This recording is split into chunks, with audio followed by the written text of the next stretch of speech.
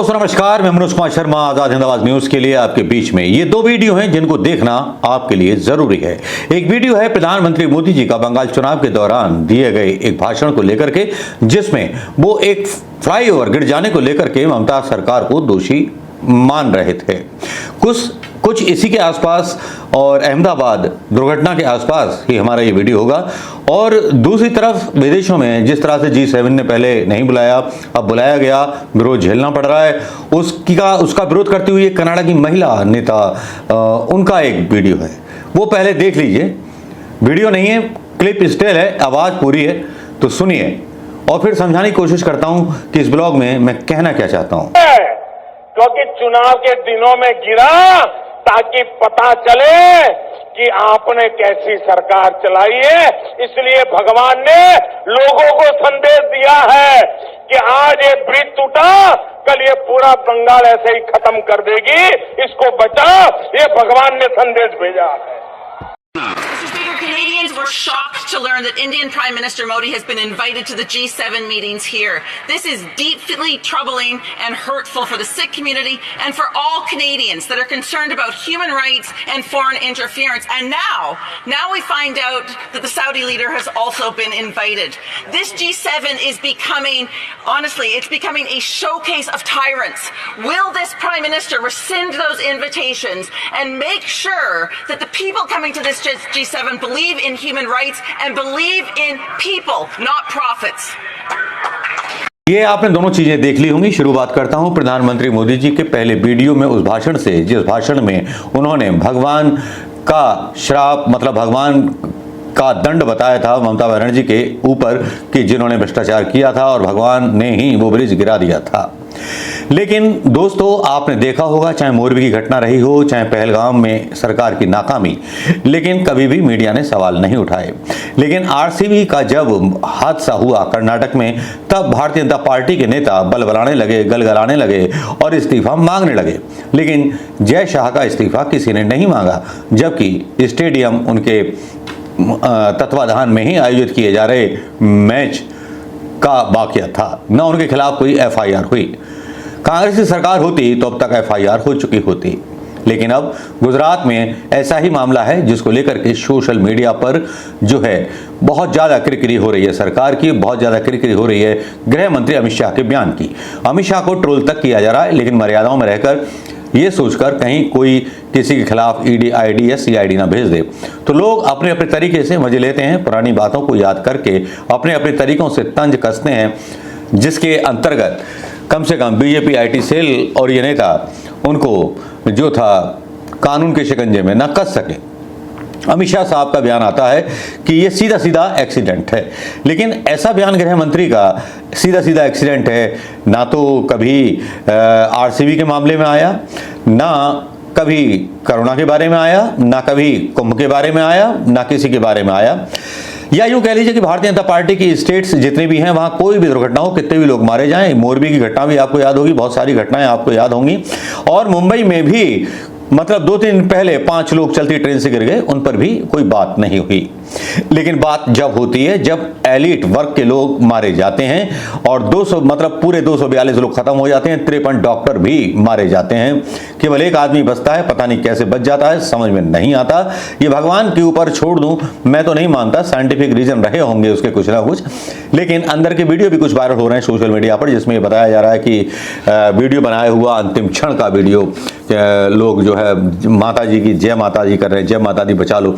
लेकिन मेरा मानना यह है कि जब ब्लास्ट हुआ तब क्या वीडियो और मोबाइल बचे होंगे, जो वीडियो आ रहे हैं वो सही भी हैं या गलत हैं, उनकी पुष्टि मैं नहीं कर सकता, ना उनके बारे में जानकारी दे सकता। लेकिन खबर की शुरुआत करते हैं प्रधानमंत्री मोदी जी के आज के दौरे से। प्रधानमंत्री मोदी का दौरा जब हुआ आज गुजरात में, ना तो कोई जांच एजेंसी पहुंची थी, ना कुछ पहुंचा था, ना कोई इंक्वायरी के कोई भी मतलब ऑर्डर हुए सरकार की तरफ से, ना टाटा से सवाल हुए, ना अदानी से सवाल हुए।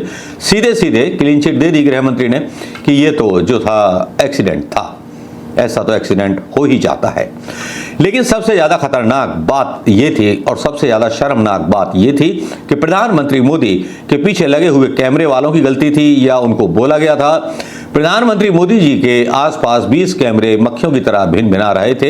एक विद्रूप मुस्कान और विद्रूप गंभीर चर्चा के साथ प्रधानमंत्री मोदी घटनास्थल पर मौजूद थे, जिनके फोटो लेने के लिए कभी पत्रकार लेट करके फोटो ले रहे थे, कभी ऊपर टंगा हुआ हवाई जहाज दिखाया जा रहा था तो नीचे मोदी खड़े हुए थे। बिना सुरक्षा का कवर दिए हुए प्रधानमंत्री मोदी को वहां खड़ा किया गया। क्या प्रधानमंत्री मोदी की भी हत्या की साजिश थी वहां पर? मुझे तो लगता है कि कुछ लोग हैं जो अपना साजिश पूरा करना चाहते हैं। मान लीजिए जो ढांचा है उसमें किसी ने बम रख दिया होता तो प्रधानमंत्री मोदी जी फोटो खिंचाने के चक्कर में निकल जाते। अब निकल लेते तो फिर क्या होता, फिर ये भी खबर बन जाती। लेकिन फोटो खींचने का शौक पत्रकारों को और फोटो खिंचवाने का शौक हमारे प्रधानमंत्री मोदी जी को। लेकिन ये फोटो केवल तभी खिंचवाए जाते हैं जब पुलवामा के लोग शहीद होते हैं या पहलगाम की विधवाएं मांगती हैं इंसाफ, तो उनके नाम पर ऑपरेशन सिंदूर चलाया जाता है, जिसके बारे में शर्मनाक तरीके से युद्ध बंद कर दिया जाता है। तो आज ये बात तो तय हो गई कि आज जिस तरह से दुर्घटनाएं होती हैं, सब कुछ होता है। वैष्णव हैं, रेलवे मिनिस्टर हैं, डिरेल हुई एक ट्रेन, उस पर भी रील बनाते हुए इनके नेता देखे जाते हैं। कोई नेता माफी नहीं मांगता, कोई पश्चाताप के आंसू नहीं बहाता, किसी को कोई दुख नहीं होता। लोग मरे तो मर जाए।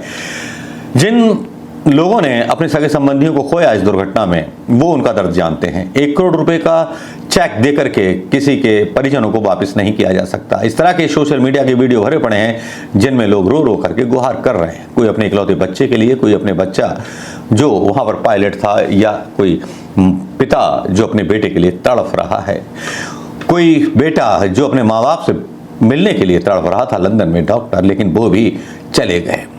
तो जिम्मेदारी ना लेने वाली सरकार की पुरानी बीमारी है, क्योंकि इस सरकार की कोई जिम्मेवारी नहीं है, इसीलिए प्राइवेटाइजेशन किया गया है। तो मुबारक हो दोस्तों, ये नया हिंदू राष्ट्र भक्तों आपको भी, कि इस देश में प्राइवेटाइजेशन का मतलब ये होता है कि सरकार अपनी जिम्मेवारी ना ले। तब फिर सरकार बनाने की जरूरत या सरकार चुनने का मतलब क्या रह जाता है? इससे तो अच्छा है कि जनता की एक पंचायत चुनी जाए, एक सीनेट चुनी जाए, हर प्रदेश की एक सीनेट चुनी जाए और वो देश को चलाए। प्रधानमंत्री की कोई जरूरत नहीं है, सरकार को चुनने की कोई जरूरत नहीं है। एक नया सिस्टम लाया जाए। संविधान तो जैसे एक गूंगा, बहरा और एक खिलौने जैसा हो गया है, जिसको जब चाहे जैसे चाहो कैबिनेट में बिल लाओ और बदल दो। लेकिन यहां अफसोस इस बात का होता है कि जरा सी भी मानवीयता ना तो प्रधानमंत्री के अंदर दिखाई देती है, ना अमित शाह जी के अंदर सरकार की जिम्मेवारी दिखाई देती है, जो कह देते हैं एक्सीडेंट है। ना कोई जवाबदेही तय की जाती है, ना किसी से सवाल किया जाता है। 260 मौत ये भी हो गई, इन पर बस खेला और तमाशा और फोटोगिरी हो रही है, जो कि बहुत शर्मनाक है। बाहर के देश क्या सोचते होंगे हमारे प्रधानमंत्री के बारे में, और क्या सोचते होंगे उस जनता के बारे में जो गुलाम रही। मैं जनता को बताना चाहूंगा, ना तो अब कोई नेहरू आएगा, ना कोई गांधी आएगा जो आपको इन अंग्रेजों के सेकंड रूपांतरण की सत्ता से आपको बचा सके। कितने टैक्स देते हैं आप, कभी सोचा है? केवल 5 किलो राशन में खुश हैं। अपने बच्चों के बारे में कभी सोचा? उन कानूनों के बारे में सोचा जिन कानूनों के तहत आपको शासकीय यंत्रणाओं के द्वारा गुजरना पड़ता है अपने अपने क्षेत्रों में थोड़े छोटे मोटे काम कराने के लिए? नहीं सोचते आप, क्योंकि आपको धर्म की अफीम का नशा जो चटा दिया गया है, कोई जवाबदेही नहीं बनती, क्योंकि मीडिया का मुंह भी सिला हुआ है। जो मीडिया कल तक कर्नाटक की घटना पर कर्नाटक की सरकार का इस्तीफा मांगता था, क्या आज मीडिया गुजरात सरकार का इस्तीफा या केंद्र सरकार का इस्तीफा मांगता हुआ आपको नजर आया? नहीं। मोदी जी के भारत में ना तो जिम्मेवारी होती है, ना मीडिया को इजाजत होती है कि सवाल कर सके। जो सवाल करेगा तो उसकी जुबान खींच ली जाएगी। अब आते हैं बात G7 की। G7 में एक महिला ने जो भाषण आपने सुना, ऐतराज जताया। प्रधानमंत्री उसके बाद भी गए हैं, क्या लेके आएंगे, क्या लेकिन प्रधानमंत्री जी उसके बाद भी गए हैं, क्या लेने गए हैं, क्या लेकर के आएंगे, कुछ कह नहीं सकते। फिलहाल तो हिंदुस्तान आम आदमी महंगाई की मार से उतना दबा हुआ है, लेकिन जय श्री राम बोलने में उसको इतना आनंद आ रहा है कि उसको महंगाई का बोझ जरा भी नजर नहीं आता। मीडिया कर्मियों को जय श्री राम बोलने और भारत में राष्ट्र लहर है ये बताने में जरा भी शर्म नहीं आती, कतई शर्म नहीं आती, जबकि उत्तर प्रदेश में अपराधी जो हैं बढ़ गए हैं, अपराध बढ़ गए हैं। हम हर तरह से पिछड़ते जा रहे हैं। और पाकिस्तान जो अदना सा देश था, उसके आर्मी चीफ को अमेरिका जो है सलामी कर रहा है, कॉर्निश सलाम कर रहा है। लेकिन ट्रंप कभी नहीं बोलता मुसलमानों के खिलाफ, लेकिन हम बस इसी में खुश हो जाते हैं वोट देने वाले कि अमित शाह और मोदी जी पाकिस्तान को 4-5 गालियां निकाल देते हैं। और अर्नब गोस्वामी भी अपनी टीआरपी रेटिंग बढ़ाने के लिए ठीक वही करते हैं जो अर्नब गोस्वामी करता है।